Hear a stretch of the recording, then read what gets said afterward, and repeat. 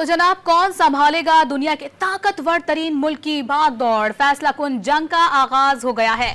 47वें अमरीकी सदर के इंतखाब के लिए वोटिंग का आगाज हो चुका है। 6 मुख्तलिफ टाइम जोन्स में तकसीम अमरीका में सबसे पहले वोटिंग रियासत वर्मोंट अब से कुछ देर पहले ही शुरू हुई है। मुख्तलिफ रियासतों में पोलिंग का आगाज और इख्तिताम अलग अलग औकातकार में होगा। अर्ली वोटिंग में अमरीकी तारीख में सबसे ज्यादा 8 करोड़ से जायद अमरीकी पहले ही हक के राय दही इस्तेमाल कर चुके हैं। रिपब्लिकन उम्मीदवार डोनाल्ड ट्रंप और डेमोक्रेट उम्मीदवार कैमला हैरिस के दरमियान ये सख्त मुकाबला है। राय आमा के जायजों में कैमला हैरिस को डोनाल्ड ट्रंप पर 1 पॉइंट की मामूली बरतरी हासिल है।